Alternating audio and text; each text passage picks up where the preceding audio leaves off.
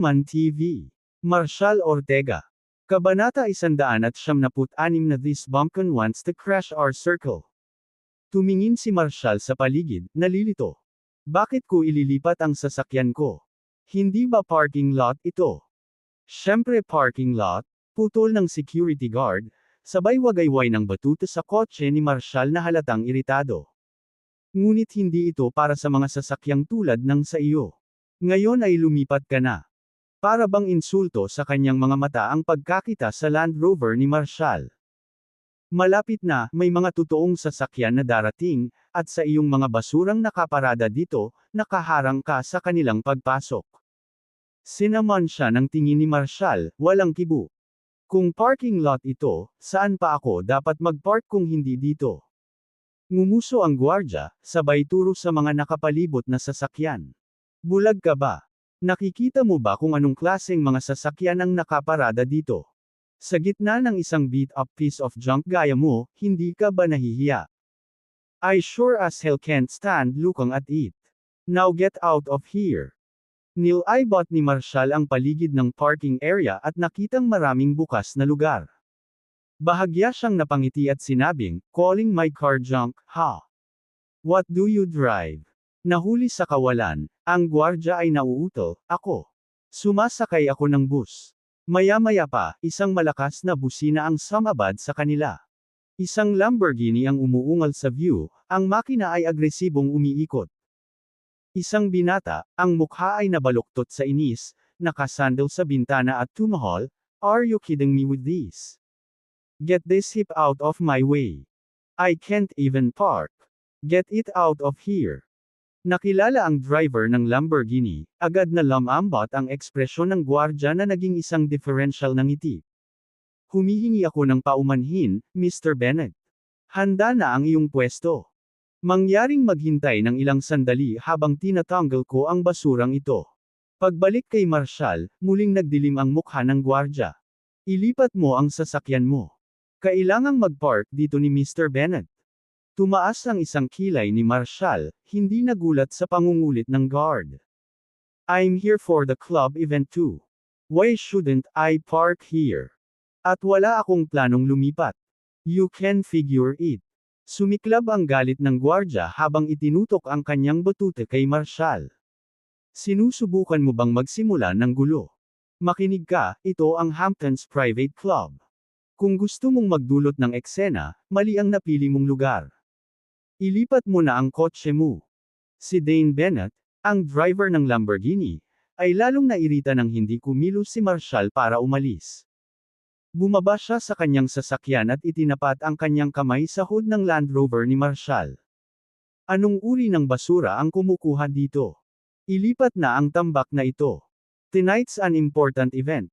We're expecting a high-profile guest. And I'm telling you messing with me is one thing, but if you mess up his night, you'll regret it. Tumaas ang isang kilay ni Marshal, napansin ang kanyang mayabang na tindig. Ang lalaking ito ay halos humihingi ng leksyon. Walang ibang salita, lumabas si Marshal sa kanyang sasakyan at sumenya sa guard. Dito nakaparada ang kotse ko. Gawin mo ang trabaho mo at bantayan mo. Kung hindi, ikaw ang mahihirapan. Dahil doon, tumalikod si Marshal at nagsimulang maglakad patungo sa club. Naiwang tulala ang gwardya. Sino siya sa tingin ng lalaking ito? Siya ay nagmamaneho ng isang kotse na marahil ay nagkakahalaga lamang ng $100,000, at siya ay kumikilos na parang siya ang nagmamay-ari ng lugar. Si Dane, nauutal pa, ay tumitig sa likod ni Marshal. Sa tingin mo ay mapapansin mo na lang ako. Umalis ka na, o gagawin ko ang iyong mahal na Land Rover na isang tumpok ng scrap metal. Hindi nag-abala si Marshal na kilalanin ang banta, ipinagpatuloy ang kanyang mahinahong paglalakad patungo sa pasukan. Lalong lumaki ang galit ni Dane. Itong lowlife sa isang beat-up na SUV, akala niya ay hindi niya ako respetuhin, ha? Sinugod niya si Marshal at tinutukan ng malakas na sipa ang likod niya. Hindi man lang kumibo si Marshal na para bang alam niyang malalampasan ng 1 milya ang sipa. Hindi siya mapakali sa ganoong ugali. Si Dane, nawalan ng balanse, natisod pa sulong, walang natama ng kanyang sipa kundi hangin. Napahiya, sumigaw siya, tumigil ka nga dyan. Kilala mo pa ba kung sino ang kinakaharap mo? Si Marshall ay nagpatuloy sa paglalakad, halos hindi nerhistro ang pagsabog. Ang mga taong tulad nito ay sa huli ay makakakuha ng isang tunay na aralin, maaga o huli. Nag-alab ang kahihiyan kay Dane. Itong walang tao, itong maliit na butil ng alikabok, ay nang ahas na kutsain ako, para hamanin ang aking awtoridad. Pagsisisihan mo ito. Tuturuan kita ng leksyon na hindi mo makakalimutan. Ngayon ay galit na galit, muling sumugod si Bennett, sa pagkakataong ito ay naglulunsad ng full force roundhouse na sipa na nakatutok sa ulo ni Marshall. Ngunit muli, hindi man lang huminto si Marshall. Dumaan ang sipa ni Dane, at muntik na siyang mawalan ng balanse, bumagsak sa lupa. Nanginginig siya sa galit. Pagkatapos ay inilunsad niya ang kanyang sarili kay Marshall sa isang galit na 360 degree na sipa sa pag-ikot, ngunit hindi nakuha ng pag-atake ang marka nito. Nawalan siya ng balanse dahil sa lakas ng sarili niyang galaw, na nagpabagsak sa kanya sa isang nakakahiyang bonton. Habang tahimik na naglalakad palayo si Marshall, kumulo ang galit ni Dane. Hoy! Sigaw niya sabay turo sa kanya. Sino ka sa tingin mo? Tumigil ka nga dyan. Kilala mo pa ba kung sino ako? Ako si Dane Bennett, ang may-ari ng Honor-Bound Taekwondo Club, ang pinakamalaking taekwondo club sa Harmon Field. Hinahamon kitang lumaban. Hindi man lang nag-abalang lumingon si Marshall. You're not worth my time, natatarantang sabi niya, nagpatuloy sa kanyang paglalakad. Sumugod ang security guard sa gilid ni Dane, bakas sa mukha nito ang pag-aalala. Mr. Bennett, okay ka lang. Galit na kumala si Dane sa pagkakahawak ng guard. Seryoso, I broke nobody in a beat-up Land Rover dares to ignore me. I'll turn his junk into scrap metal. Akala ng security guard ay nambobola lang si Dane. Ngunit sa kanyang pagkabigla, si Dane ay talagang bumalik sa kanyang kotse, naglabas ng isang metal na baras, at sinimulang i-bash ang Land Rover ng buong lakas. Nakasindak ang gwardya, ang bilis ng tibok ng puso niya. Ang isang kotse ba na nagkakahalaga ng daan-daang libo, nasira ng ganoon lang. Sa ilalim ng walang humpay na pag-atake ni Dane, ang dating buo na Land Rover ay mabilis na naging wasak, na halos hindi na makilala.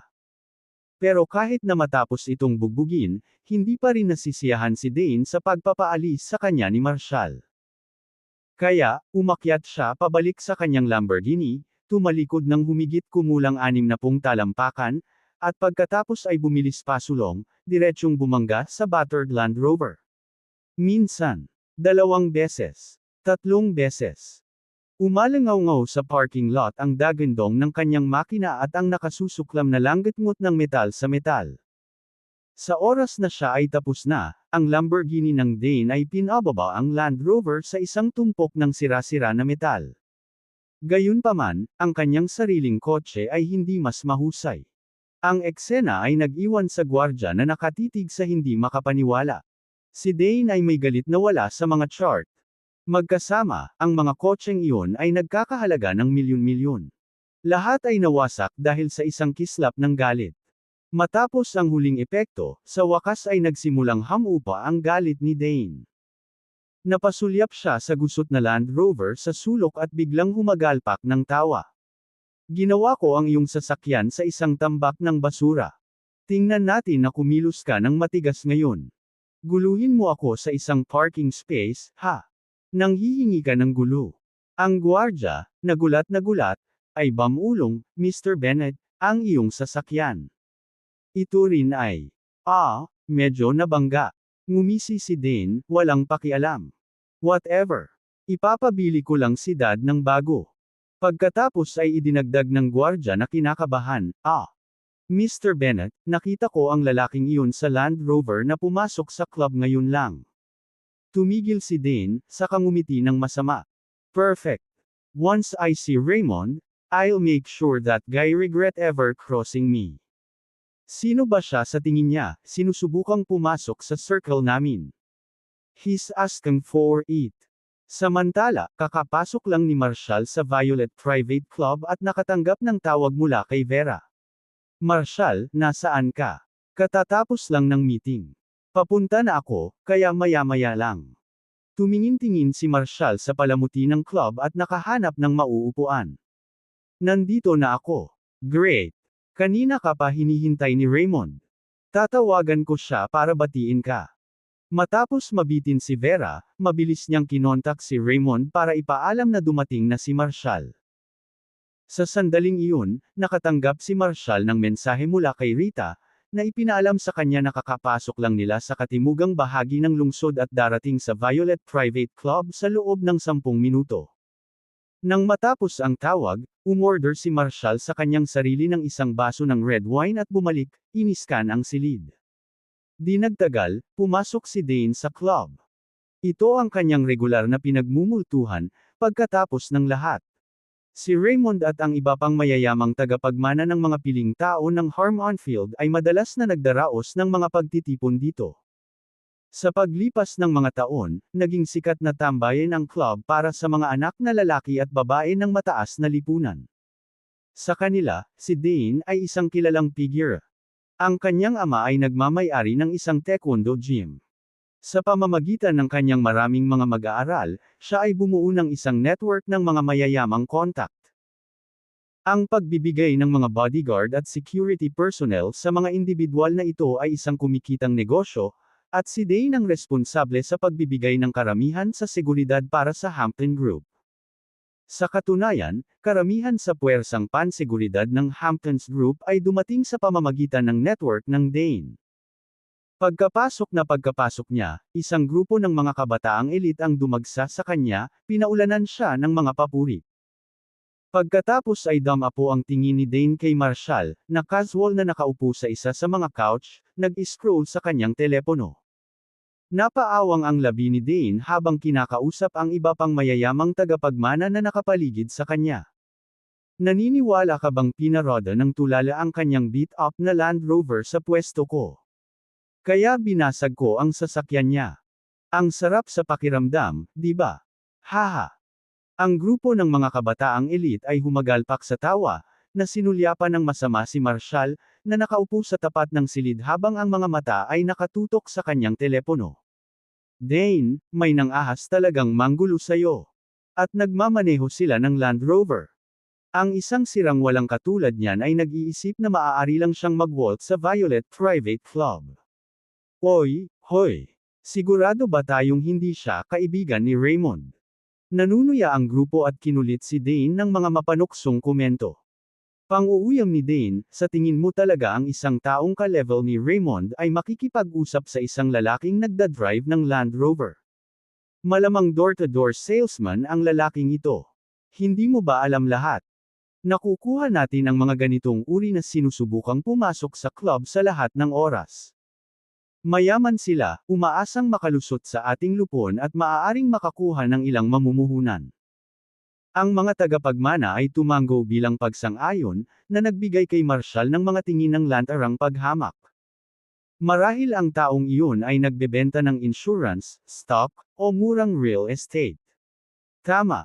Isang wannabe sa isang murang Land Rover na sinusubukang kumilos ng matigas sa aming club. Siya ay namamalimos ng gulo. Tara, Dane, guluhin natin siya. Siguraduhin mong magdadalawang isip siya bago pumunta rito at magpanggap na isa sa atin. Nababagot at naghahanap ng kilig, nagsimulang magbiro ang grupo. Go on, Dane, give him a lesson. Show him what happens when he tried to fake being high class around US. Hindi binalak ni Dane na gumawa ng eksena sa club ngayong gabi. Partikular na sinabi ni Raymond sa lahat na panatilihing sibil dahil nag-imbita siya ng isang espesyal na panauhin. Ngunit sa dinami-dami ng mga taong nanggugulo sa kanya, sa wakas ay nagpa siya si Dane na sumama. Naglakad-lakad siya papunta kay Marshall, kasunod ang iba pang mga tao, na sabik na manood ng palabas. Gustong-gusto ni Dane ang atensyon at kilala sa pagiging pinakamaingay sa silid. Nang makita siya at ang kanyang grupo na lumapit kay Marshall, ang iba pang mayayamang bata sa club ay mabilis na nagtipon sa paligid, inaasahan ang libangan.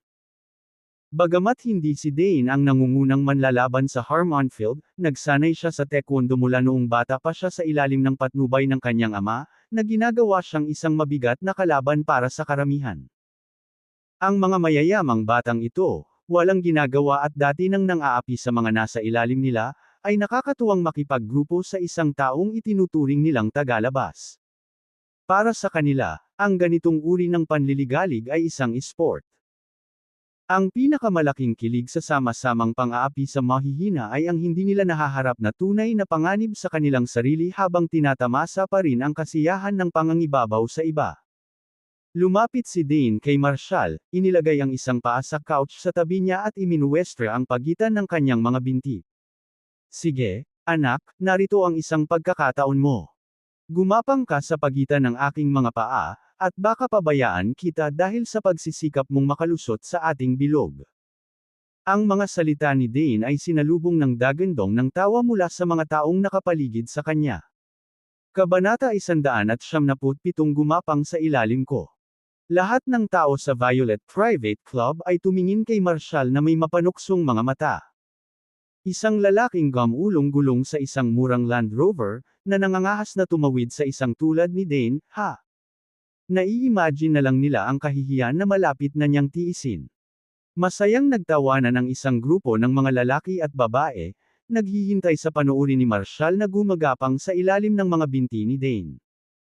Ang ilan sa mga kababaihan ay naglabas na ng kanilang mga telepono, sabik na makuha ang sandali at ibahagi ito sa social media.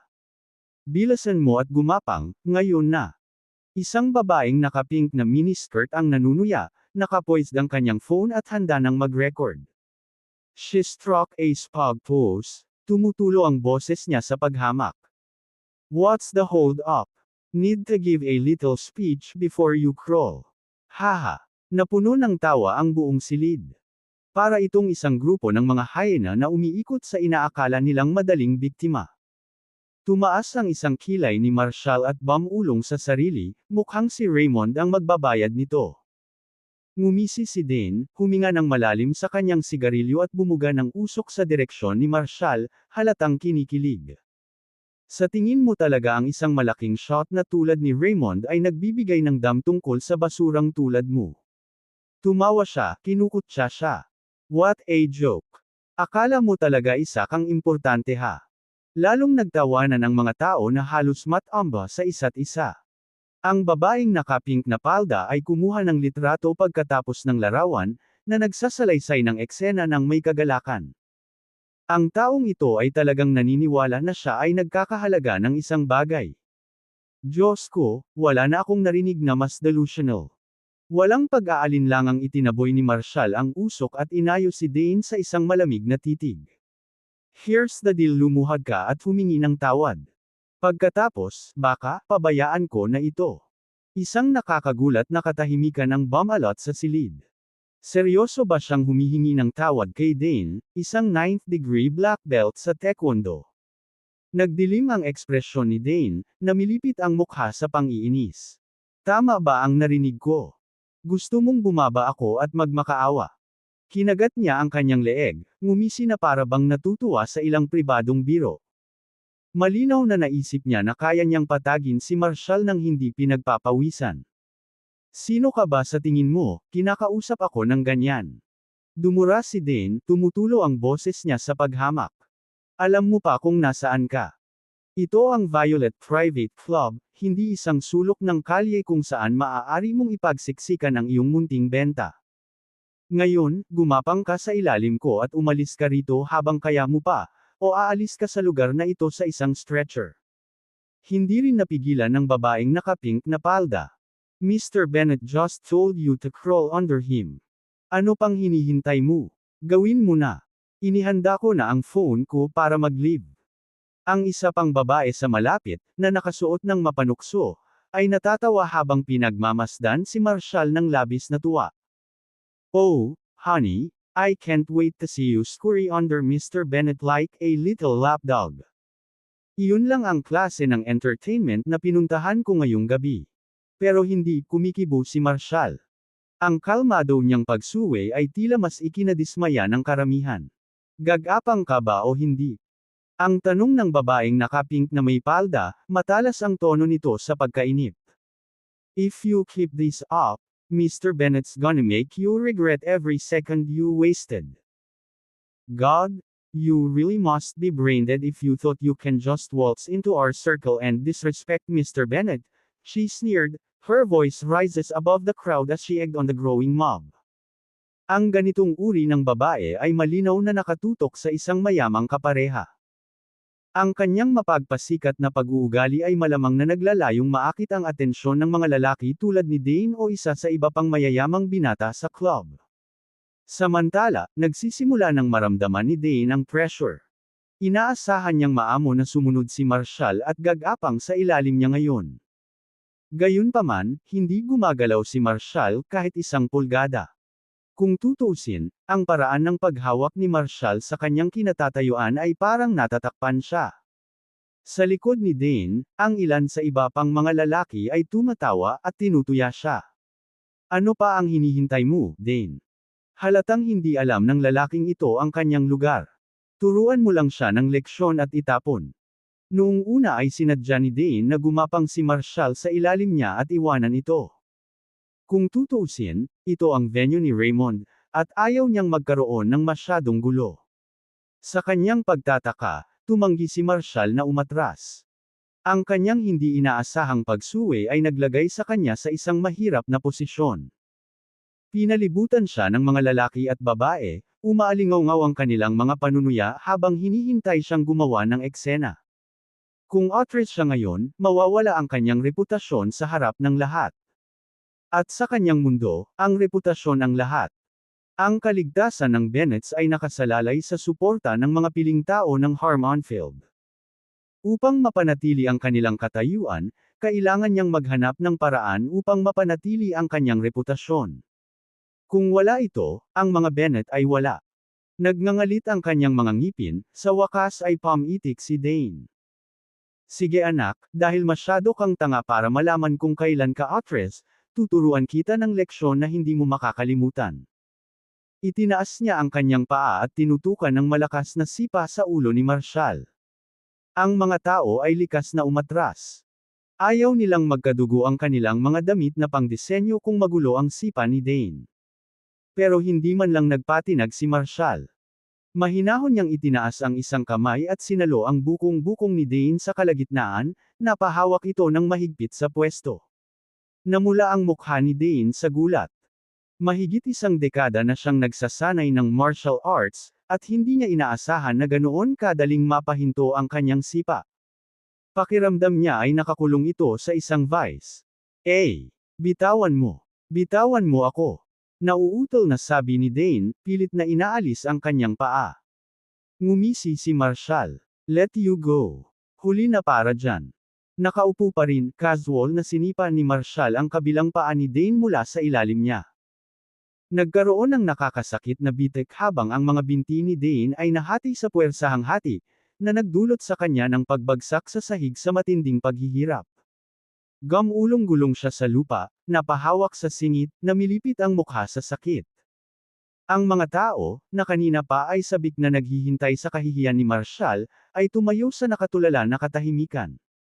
Hindi ito ang kinalabasan na inaasahan nila. Saglit, ang Violet Private Club ay napakatahimik at nakarinig ng pin drop. Napahiga si Dane sa sahig, namimilipit sa sakit.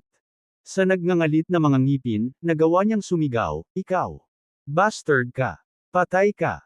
Sisiguraduhin kung pagsisisihan mo ang ginawa mong kamay sa akin." Kalmadong kumuha si Marshall ng napkin at pinunasan ang kanyang mga kamay, malamig ang ekspresyon at walang pakialam. Nagsisisi. Parang hindi. Ang mga kababaihan sa karamihan ng tao na sa simula ay tumingin ng masama kay Marshall ngayon ay nakatitig sa kanya na may isang bagay na malapit sa paghanga. Ang kanyang mga salita at kilos ay sumasalamin sa tunay na pagkalalaki. Kung totoo man o bluster lang ang mga sinasabi ni Marshall ay hindi mahalaga. Napatunayan niya ang kanyang sarili, nag-uutos ng paggalang sa kanyang manipis na presensya. Walang nang ahas na husgahan siya batay sa nakikitang halaga ng kanyang sasakyan. Ngumisi si Marshall habang nakatingin kay Dane. Binigyan kita ng pagkakataon, pero hindi mo kinuha. Sa sobrang pagkadismaya, itinaas niya ang kanyang paa at ibinaba iyon ng husto sa balat ni Dane. Sa katahimikan ng club, ang nakakasakit na bitik ng buto ay umalangaw-ngaw, at malinaw na basag ang binti ni Dane. Ang Violet Private Club ay nahulog sa isang patay na katahimikan. Para sa mga high society type na ito, ang black belt at martial arts na kasanayan ni Dane ay palaging ginagawa siyang isa sa mga pinakakakilakilabot sa kanila. Ngunit laban kay Marshall, siya ay wala. Ang tagumpay ni Marshall ay mabilis at mapagpasyahan. Sa isang solong, brutal na maniobra, pinabagsak niya si Dane. Bawat mukha ay bumaling kay Marshall, tahimik na nakaupo sa sopa, isang mahina, halos nakakaaliw na ngiti sa kanyang mukha. Isang binata, pinoproseso pa rin ang nakita niya, ikaw. Hindi mo na kailangang pumunta ng ganoon kalayo. Tiningnan siya ni Marshall na may kalmadong-kalmado. Oh, talaga. Tumalim ang kanyang tingin nang makilala niya ang lalaki na isa sa pinakamaingay sa pang-uudyok kay Dane kanina. Hindi ba ikaw ang pinakamalakas na sumigaw kanina? Halika nga dito, may pag-uusapan ako sayo. Ang binata, na mapatla ang mukha, ay likas na umatras. Anong gusto mo? Bago pa siya makagalaw ay nandun na si Marshall na malabo ang galaw. Sa susunod na sandali, ang mukha ng binata ay bumagsak sa malamig na marmol na sahig, ang kanyang katawan ay naipit ng paa ni Marshall na nakadikit sa kanyang leeg. Mahilig kang mangbuli sa mahihina bilang isang grupo, hindi ba? Malamig na sabi ni Marshall. Well, tingnan natin kung paano mo gustong maging sa receiving end. Dahil doon, itinapat niya ang takong sa mukha ng binata, na durog ang ilong nito. Namuo ang dugo sa sahig ng gumulong-gulong ang binata, hinawakan ang wasak na mukha at sumisigaw sa sakit. Ang pagpapapangit na ito ay magiging permanenteng paalala niya sa engkwentro. Ang mayaman na binata ay magdadala ng peklat na ito sa natitirang bahagi ng kanyang mga araw. Ang Violet Private Club ay napakatahimik, bukod pa sa desperado, matapang na pag-iyak ng lalaking kakadisfigure ni Marshall. Ang lahat ay nakatingin sa gulat, ang kanilang mga binti ay nanginginig, ang mga katawan ay paralisado sa takot. Nakatitig sila kay Marshall, ngayon ay mas parang mandaragit sa kanilang mga mata kaysa sa isang tao.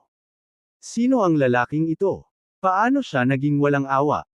Nilibot ng tingin ni Marshall ang buong silid, damapo sa iba pang mga binata na kanina pa nagtatawanan at nanunuya sa kanya. Itinaas niya ang isang daliri at itinuro ang bawat isa sa kanila. Here's your chance. Lumuhod, yumuko, at magmakaawa. Tapos gumapang ka paalis dito. Baka bitawan na kita. Kaagad, sa isang koro ng takot na hingal, 7 o 8 sa kanila ang lumuhod. Namutla ang mga mukha nila, nauutol, pasensya na. Nagbibiro lang kami, ni hindi nga namin kilala si Dane. Sa sandaling iyon, bumukas ang mga pangunahing pintuan ng club, at may pumasok na 3 figure sina Daphne, Rita, at Rowan. Nang makita ang eksenang inilatag sa kanilang harapan, mabilis nilang tinasa ang sitwasyon. Naging yelo ang ekspresyon ni Daphne. Di asterisk man it. Natigilan ang lahat sa silid, nanlaki ang mga mata sa hindi makapaniwala. Si Daphne West ba iyon, ang reyna ng Violet Crest International? At ang dalawa niyang top enforcer? Anong ginagawa nila sa club ni Raymond? Hindi kaya ang important guest na inimbitahan ni Raymond ngayong gabi ay walang iba kundi si Daphne mismo? Sa loob ng Violet Private Club, ang karamihan ng mayayamang batang tagapagmana ay nakatitig sa 3 figure na kakapasok lang. Nakilala ng bawat isa sa kanila ang 3, ngunit wala ni isa sa kanila ang naging malapit na makipag-ugnayan sa mga taong may ganitong kalibre. Mabilis na lumakad si Rowan kay Marshall, magalang na yumuko ang kanyang ulo. Mr. Ortega, hayaan mo akong humawak sa sitwasyong ito. Tumango lang si Marshall at muling umupo sa couch. Pumwesto sina Daphne at Rita sa tabi niya na may mga ekspresyon na kasing lamig ng bakal. Nakuryente ang buong kwarto sa gulat. Narito ang mga piling tao ng Harm Onfield, ang reyna ng lungsod at ang kanyang mga pinagkakatiwalaang tenyente nakatayo kay Marshall na parang mga gwardya niya. Paano kaya ito? Ito ba talaga ang parehong tao na nagmaneho ng isang mahinhin na Land Rover? Posible kayang narito siya para, samukay, sa Violet Private Club at makihalubilo sa mga wannabe high society heirs na ito. Habang nagtitinginan ng mga tao, lumingon si Rowan sa mga lalaking nakaluhod sa lupa kanina. Walang salita, naghatid siya ng isang malupit na sipa sa roundhouse na nagpakawala sa kanila. Bawat lalaki ay nakahawak sa kanyang mukha habang siya ay namimilipit sa sakit sa marmol na sahig. Tumalsik ang dugo sa makintab na bato. Nalipat ang tingin ni Marshall sa babaeng nakapink na miniskirt na naging pinakamaingay na pasimuno. Yung mukha niya. Hindi na niya deserve. Ang kanyang boses ay nagyayelong, nagpapadala ng panginginig sa gulugod ng lahat. Ang ibang mga club goers ay nanginginig ng hindi sinasadya, na pagtatanto na ang lalaking ito ay walang pag-aalinlangan tungkol sa pakikitungo sa sinuman, anuman ang kasarian. Walang pag-aalinlangan, humakbang si Rowan palapit sa babae. Nang makita siyang lumapit, namutla ang mukha niya, at napaluhod siya. I didn't know who you were. I'm so sorry. Please, forgive me. I was wrong. Nanatiling walang kibo ang mukha ni Rowan habang hinahawakan siya sa buhok. Walang awa, hinampas niya ang ulo nito sa marmol na sahig. Sa isang nakakasakit na bitek, nahati ang marmol sa ilalim ng kanyang mukha.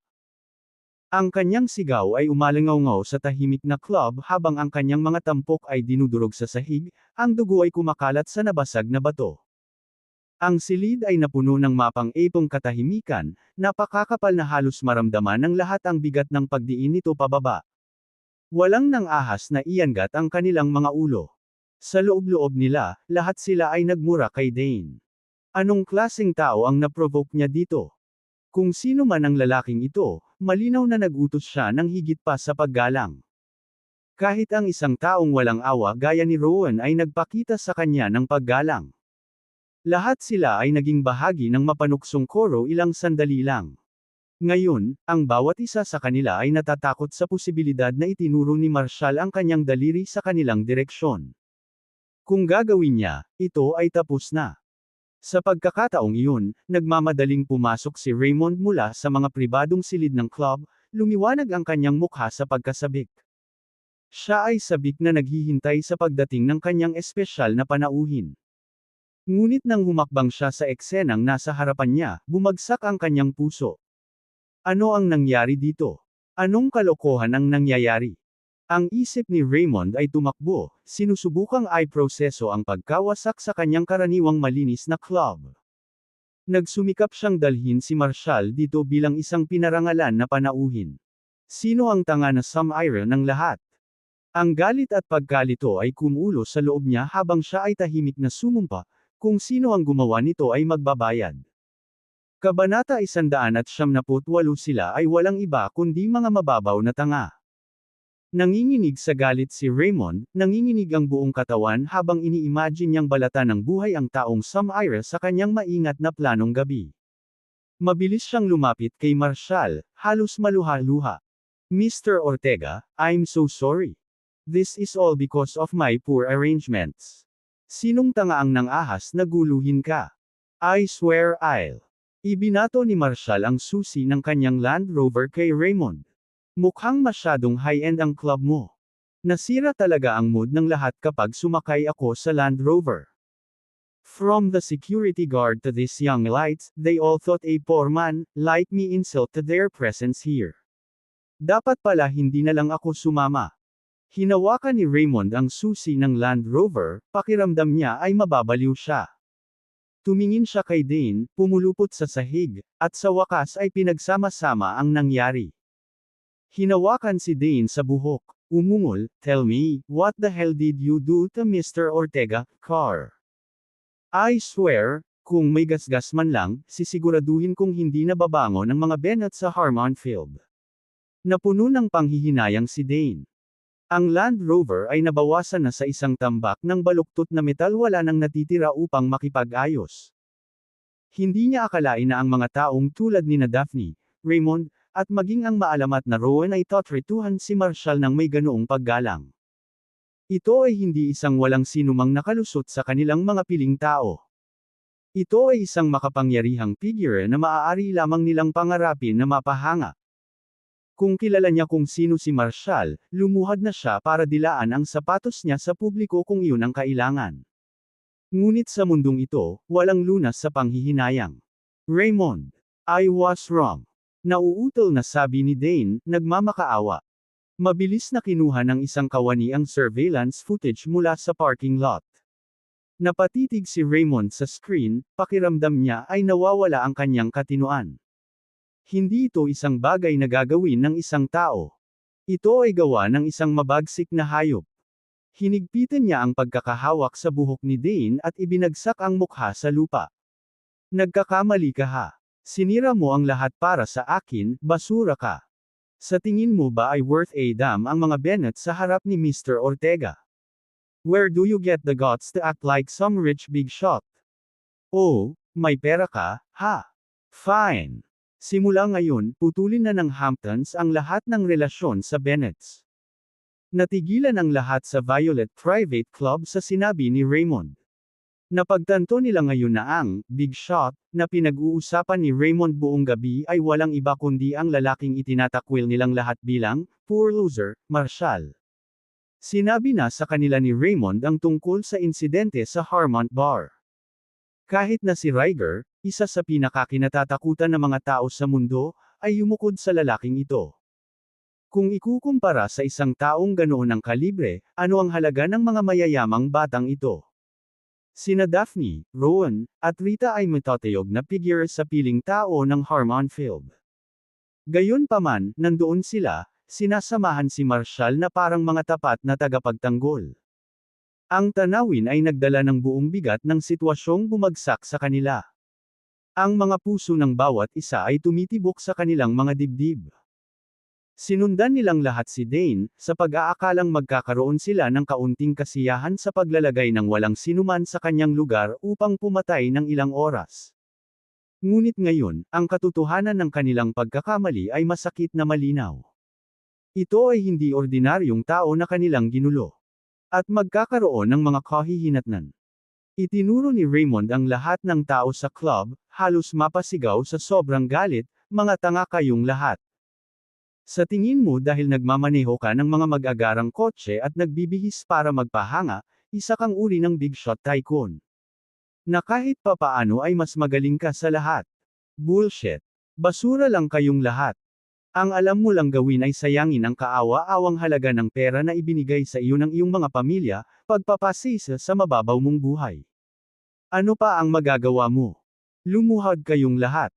Walang ibang hinanggad si Raymond kundi humawak ng machete at tagterin ang bawat isa sa mga mayayamang batang ito. Nagawa niyang anyayahan si Marshall sa sobrang kahirapan. At, ito ay sa pamamagitan lamang ng mga koneksyon ni Vera Silva na nagawa niya ito. At gayunpaman, nasira na ang lahat, salamat sa maldita na Dane na iyon. Sa isang iglap, ang buong club ay napuno ng mga taong lumuhad. Umiling si Raymond sa mapait na pagkadismaya, nagpakawala ng mahabang buntong hininga. Pagkatapos ay tumalikod siya at lumuhad sa harap ni Marshall. Mr. Ortega, papalitan ko ng bago ang sasakyan mo bukas. At tungkol sa lahat ng nang-ahas na saktan ka ngayong gabi, hindi ko hahayaang mawala ang isa man sa kanila. Alam ni Dane na lumikha siya ng isang sakuna na lampas sa kanyang pinakamasamang bangungot. Ito ay isang tao na maaaring iuko ni Ryger ang kanyang ulo, na si Daphne ay nakatayo sa kanyang tabi na parang isang tapat na tagapag-alaga, at kung sino ang nagpasulong kay Rowan upang ipagtanggol siya. Ang taong tulad nito ay hindi isang taong kayang saktan ng mga Bennett. Kahit naputuli ni Raymond ang lahat ng negosyo sa Bennetts, hindi ito magiging sapat. Kung hindi niya masigurado ang kapatawaran ni Marshall, hindi na magkakaroon ng pagkakataon ang Bennetts na mabuhay. Hindi pinansin ni Dane ang kanyang sakit, gumapang si Dane sa kanyang mga tuhod, nagsusumamo ng desperadong, Mr. Ortega, karapat-dapat akong mamatay. Pakiusap, nakikiusap ako sa iyo na maging maawain at iligtas mo ako at ang mga Bennett. Lahat ng sumama kay Dane sa panunuya kay Marshall ngayon ay nakaluhod, ang mga mukha ay nakasubsob sa lupa. Umiling lang si Marshall, tumayo, at naglakad patungo sa labasan. Sumunod naman sa likuran niya sina Daphne, Rita, at Rowan. Sinubukan ni Raymond na lumapit, ngunit nakaharang si Rowan sa kanyang daraanan. Napatingin si Raymond kay Marshall, puno ng panghihinayang ang mukha. I'm so sorry, Mr. Ortega. Hindi ko akalain na magiging ganito. Huminto si Marshall, binalik ang tingin kay Raymond. Masyadong high-end ang social circle mo. Hindi mo dapat ako inimbitahan dito. Natigilan si Raymond, tinitigan ang umaatras na likod ni Marshall na may kawalan ng pag-asa sa kanyang mga mata. Alam niyang nawala na siya ng pagkakataon na maging kaibigan ng isang tulad ni Marshall. Kasabay ni na Daphne, Rita, at Rowan na umakbay sa kanya, tinungo ni Marshall ang parking lot. Napansin ng kaparehong security guard mula kanina na umalis si Marshall sa club, na may 3 tao na nakasunod sa kanya. Naisip niya na si Marshall ay dapat na itinapon. Humakbang siya sa harap ni Marshall, nanunuya, anak, hindi ba sinabi ko na sayo noon? This isn't a place for you to park. You just wouldn't listen. Habang nagsasalita siya, itinuro ng gwardya ang isang sulok ng parking lot, at sinabing, tingnan mo, ang iyong Land Rover ay naroroon, ito ay ginawang isang tumpok ng scrap metal. Hindi talaga alam ng mga taong katulad mo ang lugar mo.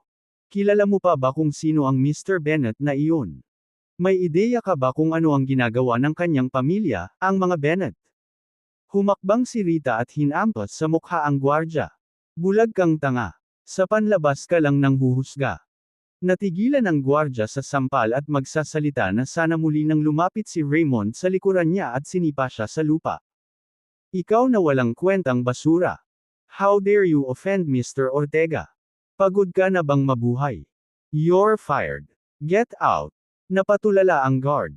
Pinagmasdan niya ang pagpasok ni Marshall sa Rolls-Royce ni Daphne at dahan-daang umaalis, na bumubulong sa sarili, He wasn't just some broke guy driving a Land Rover. Ngumisi si Raymond. Akala mo nobody siya. Ang tanga mo. Bulag ka ba? Sino ka ba sa tingin mo, para maliitin siya? Siya yung taong hindi mo pinangarap na lapitan. Lumayas ka. Maya-maya lang ay nag-drive na si Vera papunta kay Raymond. Raymond, anong nangyari? Nasaan si Marshall? Napailing si Raymond sa frustration. I'm sorry, Vera. Nasira ko talaga ang pagtitipon ngayong gabi.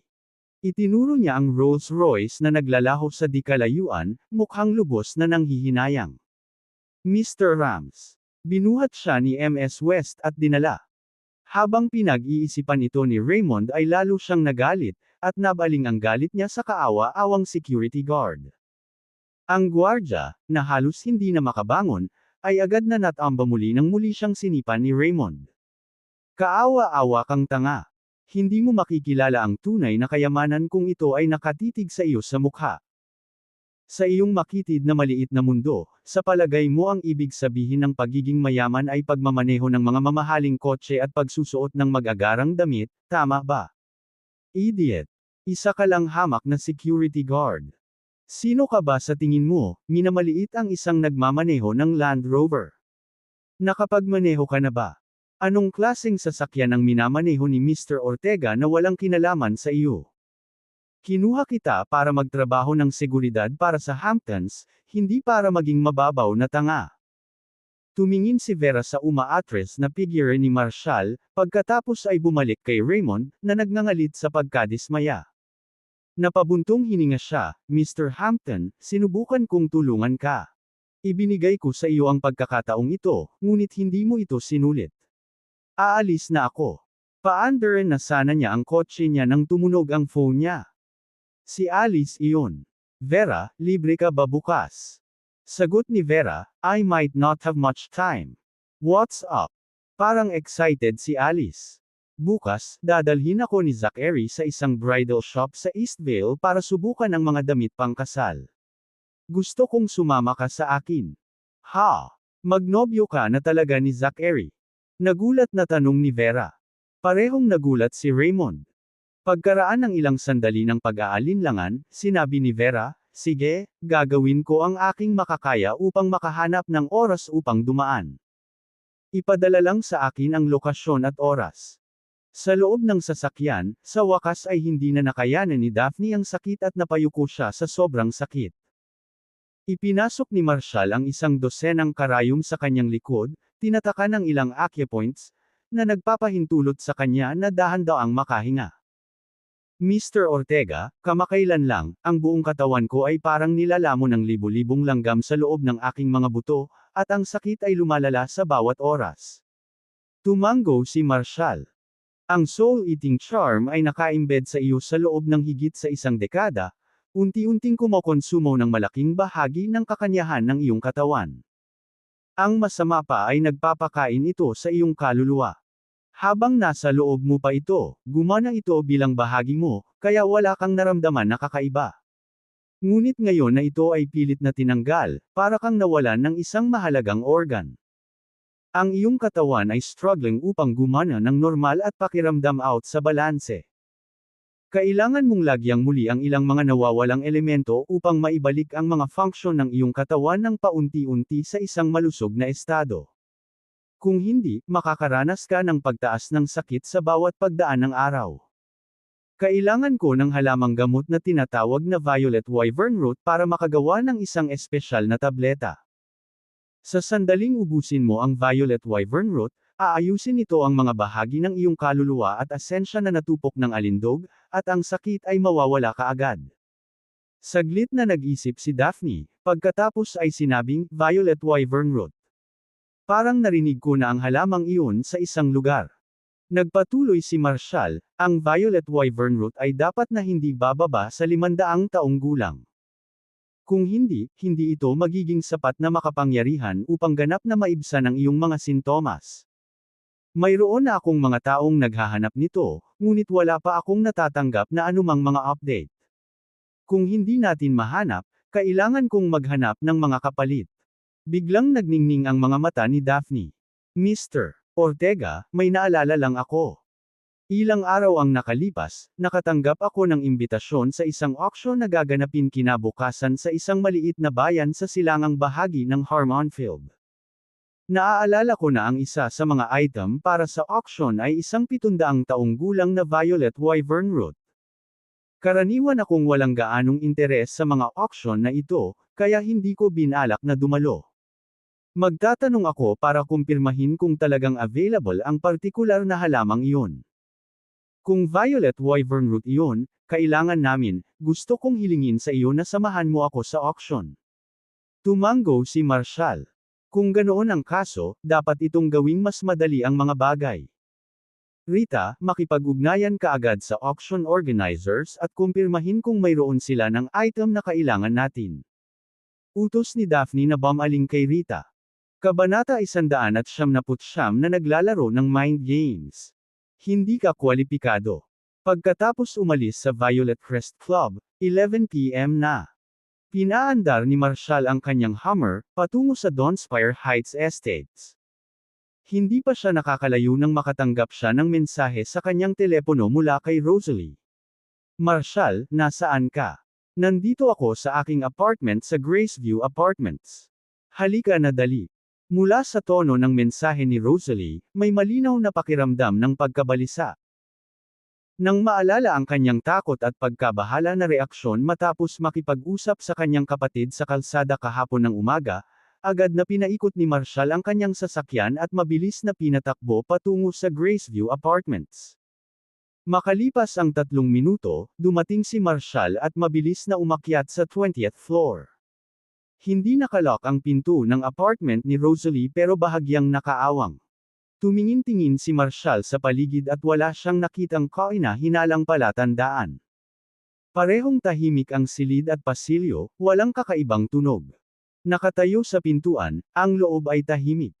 Marahan niyang itinulak ang pinto. Ang silid ay maliwanag na naiilawan, na may mga kurtina na nakaguhit, at walang mga palatandaan ng sapilitang pagpasok. Hindi agad pumasok si Marshall. Kung tutuusin, kwarto iyon ng dalaga. Ang pagpasok sa oras na ito ay maaaring madaling magdulot ng hindi kinakailangang gulo. Isang halimuyak ang umagos mula sa loob. Si Marshall ay likas na umatras ng kalahating hakbang at tumawag, "Rosalie, nandyan ka ba?" "Ah, Isang malakas na sigaw ang nagmula sa banyo. Mabilis na pumasok si Marshall at binuksan ang pinto. Sa loob ng banyo, sa isang iglap natanggal ang tuwalya ni Piper. Agad na tumalikod si Marshall para umalis, ngunit biglang nadulas si Piper at nahulog sa kanyang mga bisig. Mabilis na binalot sa kanya ni Marshall ang tuwalya at walang pakialam na sinabi, "Anong ginagawa mo dito? Nasaan si Rosalie?" Isang flash ng iritasyon ang lumitaw sa mga mata ni Piper, at sinubukan niyang tanggalin ang tuwalya ng may determinasyon. Ngunit nakatali na si Marshall ng matibay na buhol, kaya hindi na ito maalis. "Stop frying. You won't be able to take it off unless you punite it," sabi ni Marshall, pasulyap-sulyap sa kwarto nang hindi nakikita si Rosalie. "Ikaw ba ang gumamit ng phone ni Rosalie para ipadala sa akin ang mensaheng iyon?" Saglit na nagpumigla si Piper at, bigo, sinabi, "Ang tanga na si Rosalie. Bumalik siya, at pinagpalit ko ang aming mga telepono, at hindi niya napansin. Marshall, pumunta na si Rosalie sa ospital at hindi na babalik. Hindi mo ba ako gusto? Pwede kitang bigyan ng pagkakataon." "Hey!" Isang malamig na tawa ang pinakawalan ni Marshall, inihagis si Piper, at tumalikod upang lumabas ng silid. Hinabol siya ni Piper, sinusubukang sunggaban siya mula sa likuran, ngunit hindi niya nakuha. Pumasok si Marshall sa elevator, sinulyapan si Piper na nakahandusay sa sahig, at malamig na sinabi, "Trying to play mind games with me. You're not qualified." Mariin na pinandilatan ni Piper ang nakasarang pinto ng elevator at binatukan ng lupa, sumisigaw, "Marshall, kung hindi mo alam kung ano ang makakabuti para sa iyo, sisirain ko ang iyong reputasyon." "Piper, anong meron?" Nang makita si Piper na nakahiga sa sahig na nakatapis ng tuwalya, nagmamadaling lumapit si Rosalie para tulungan siyang makatayo. Biglang sumubsob si Piper sa mga bisig ni Rosalie, humahagulgol. "Rosalie, ako. Muntik na akong atakihin ng J**Erk Marshall na iyon." "Ano? Anong sabi mo?" Gulat na tinitigan ni Rosalie ang halos walang damit na si Piper. "Imposible yan. Hinding-hindi gagawa ng ganyan si Marshall." Isang nakakatakot na kinang ang sumilay sa mga mata ni Piper. "Alam kong kakampihan mo siya. Ano ang dapat kong gawin? Buho." Napatingin si Rosalie sa humihikbi na si Piper, saka agad na pumasok sa silid. Nang mapansin niyang walang senyales ng pagpupumilit at kinuha ang teleponong naiwan sa mesa, nakita niyang nag-message si Piper kay Marshall gamit ang kanyang pangalan. Naiinis, sumigaw si Rosalie, "Piper, masyado ka nang lumayo. Paano mo ito nagawa? Hindi lang si Marshall ang hinikayat mo dito sa pangalan ko, kundi sinadya mo rin siyang i-frame. Ikaw." Nang makitang nalaman na ni Rosalie ang katotohanan, tumigil si Piper sa pagpapanggap na umiiyak. "Paft. Rosalie, I told you I'm determined to turn my life around. Kung hindi ako tatanggapin ni Marshall, then I'll take matters to my own hands." Galit na galit si Rosalie. She snapped, "Piper, kasuklam-suklam ka. Hindi ko akalain. Nayuyuko ka sa napakawalan Gia." Tumawa ng malakas si Piper. "Walang hiya. Ano ba? Basta makuha ko lahat ng gusto ko, wala nang iba. Lumabas ka. Hindi na kita gustong makausap." Rosalie, galit na galit, sumigaw at tinulak si Piper palabas ng silid. Umalis sa Graceview Apartments, hindi na bumalik si Marshall sa Donspire Heights Estates. Sa halip, nagmaneho siya patungo sa kalapit na Vista Lake. Dati, binigyan siya ni Shirley ng entry card at susi sa isa sa mga villa sa Vista Lake.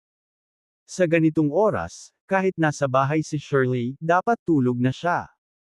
Wala pang 5 minuto, nakarating na si Marshall sa private parking area ng Vista Lake. Nakaparada na doon ang Porsche ni Shirley. Pagkatapos ng ilang sandali ng pag-aalinlangan, ipinarada ni Marshall ang kanyang sasakyan, tahimik na binuksan ang pintuan ng villa, at pumasok sa loob, nakitang tahimik ang lugar. Mula sa labas, napansin niyang nakapatay ang chandelier sa main hall, hudyat na malamang na natulog na si Shirley. Good this way, maiiwasan niya ang awkwardness na mag-isa siya sa gabi. Kinuha ni Marshall ang electronic keycard at bubuksan na sana ang pinto nang mapansin niyang bahagyang nakaawang ito. Anong nangyayari? Isang pakiramdam ng panganib ang agad na tumama sa kanya. Mabilis na tumagilid si Marshall sa dingding, dumaan ito patungo sa kaliwang bahagi ng villa. Nagpasya siyang umakyat sa itaas mula sa gilid para tingnan kung ligtas si Shirley. Ang villa na tinitirhan ni Shirley ay may 2 bodyguard na nagpapatrolya sa likod bahay para sa seguridad.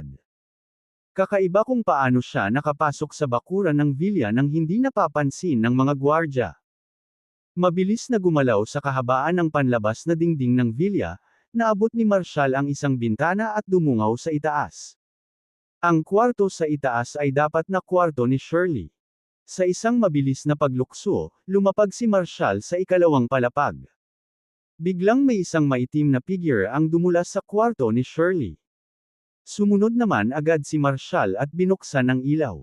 Si Shirley, nakakaalis lang, ay nagising sa tunog at napasigaw, napaupo sa kama. Sa sandaling iyon, isang pahiwatig ng nakalantad na balat ang nahadyap ng mata ni Marshall. Natigilan si Marshall. Nakatuon ang kanyang tingin sa nakatulala na si Shirley, na nahuli ng tuluyan. Kaya, talagang ugali ni Ms. Dawn ang matulog ng hubot-hubad.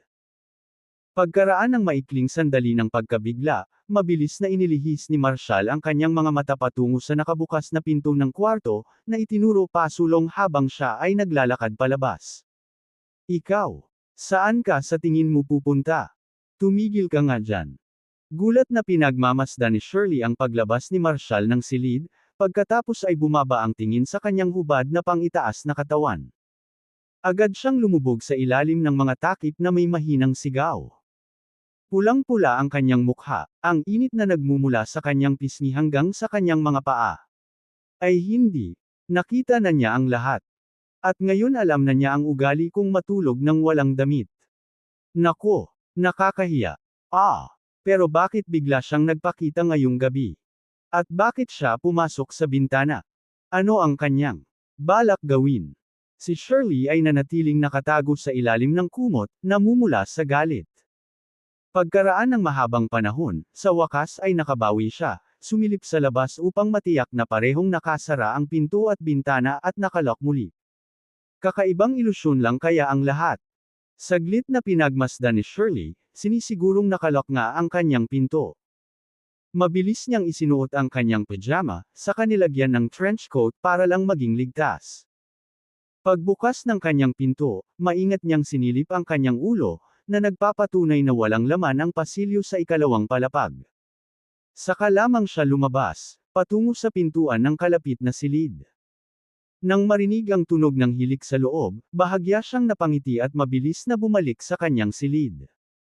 Bumalik sa kama, katutubo niyang nagsimulang maghubad, gaya ng karaniwan niyang ginagawa. Ngunit naalala ang naunang kahihiyan, pinigilan niya ang sarili. Nang gabing iyon, hindi siya makatulog hanggang sa madaling araw ay nakapagpahinga na siya.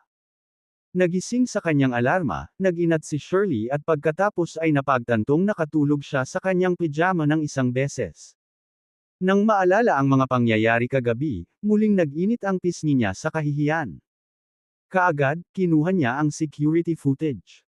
Sa video, makikita ang isang maitim na figure na pumasok sa villa, dumaan sa mga security guard, at umakyat sa kanyang kwarto sa pamamagitan ng bintana. Pagkatapos, lumitaw si Marshall sa silid. At ang sumunod ay ang eksena sa kanyang kwarto.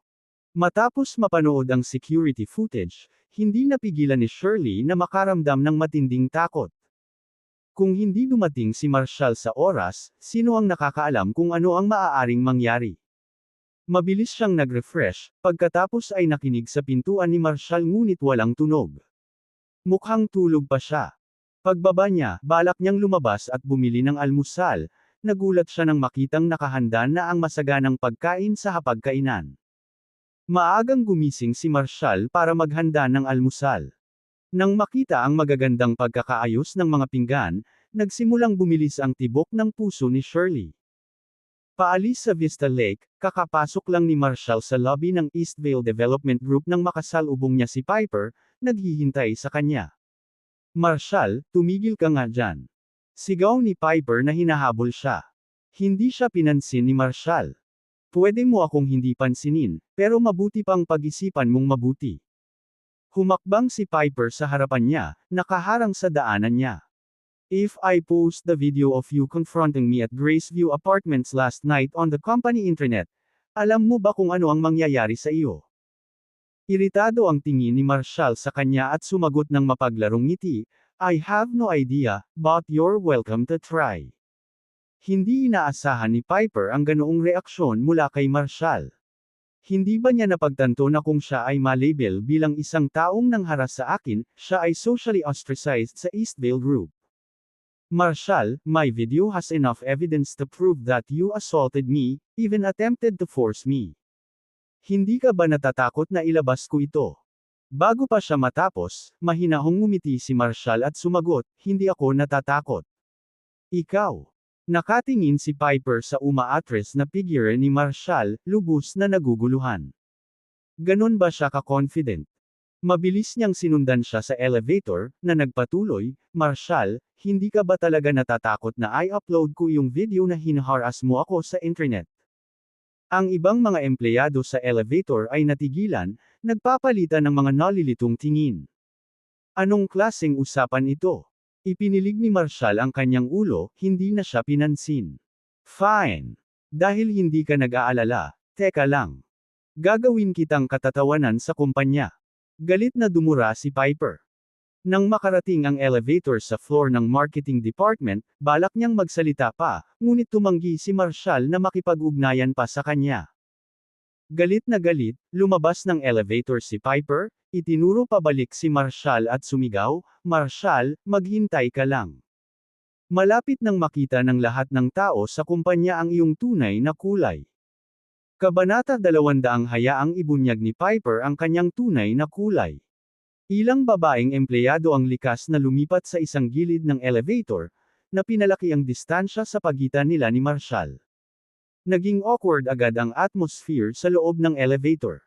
Hanggang sa makarating sila sa floor ng kanilang department at lumabas ng elevator ay tuluyang nakahinga ng maluwag ang mga babae.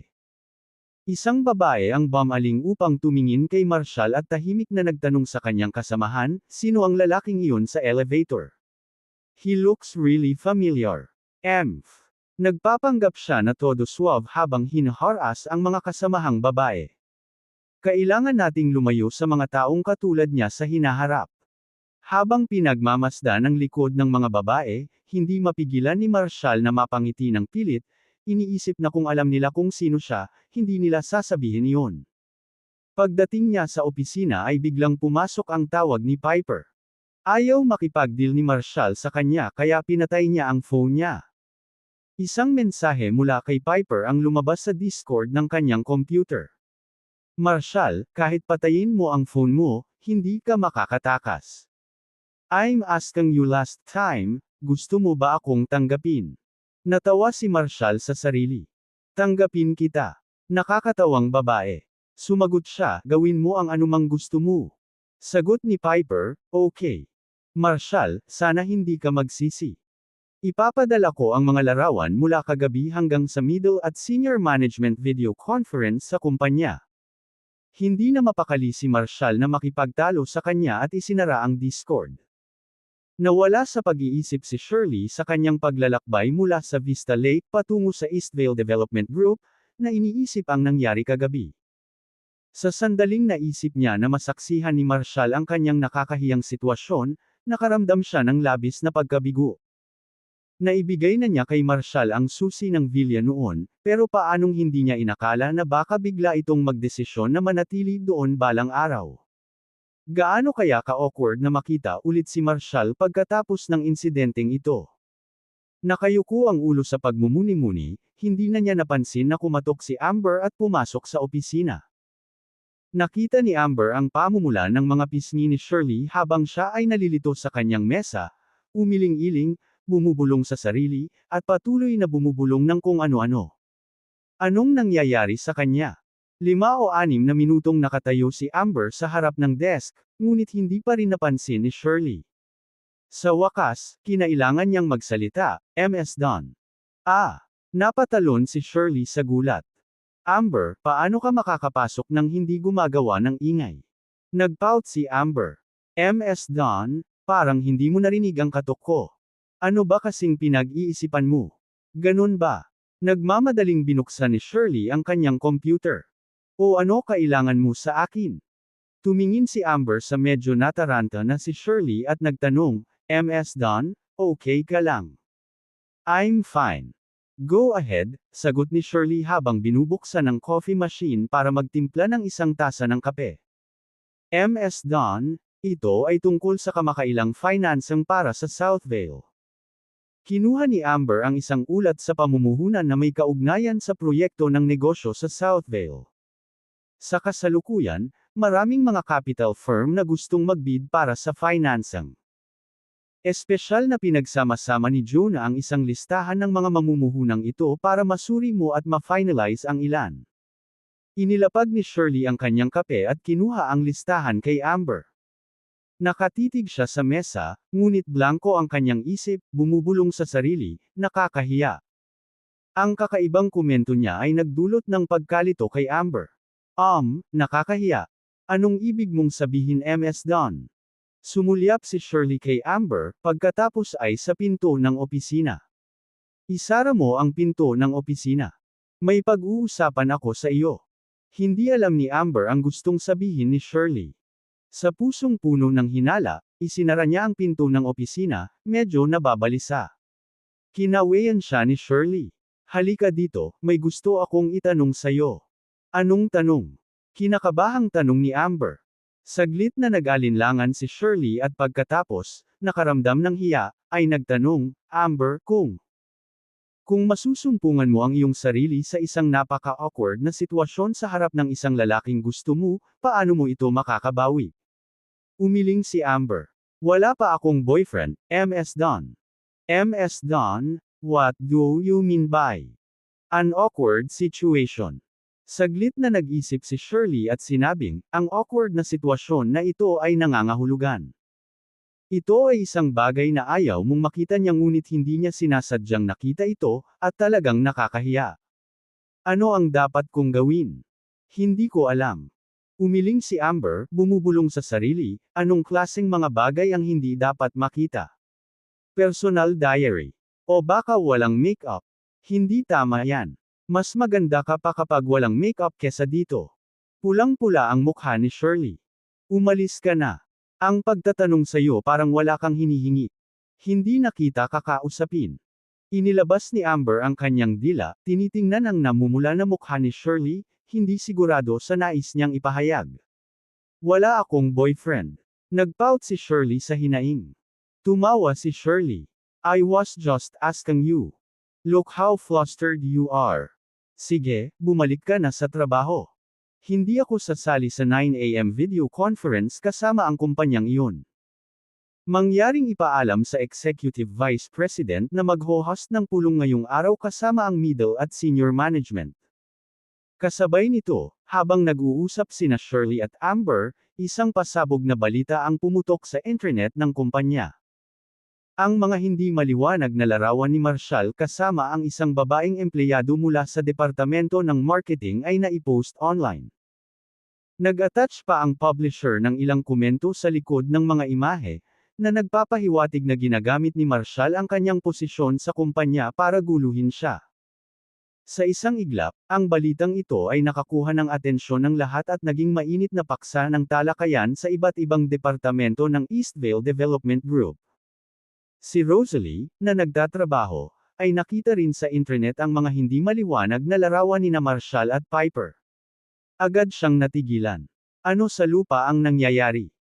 Anong uri ng tao ang gagawa ng kasuklam-suklam na bagay? Matapos ang isang maikling sandali ng pagkalito, napagtanto ni Rosalie na dapat itong ginawa ni Piper. Kagabi, ginamit ni Piper ang kanyang telepono para linlangan si Marshall na pumunta sa Graceview Apartments. Bahagi lahat ng plano niya na pilitin si Marshall na sumuko, at sinadya niyang iset up ang kamera ng maaga.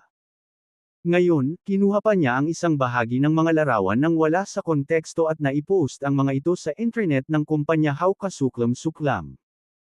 Habang pinagmamasdan niya ang kanyang mga kasamahan na nagbubulungan tungkol sa insidente, marami sa kanila ang namumura kay Marshall, na ikinagalit ni Rosalie.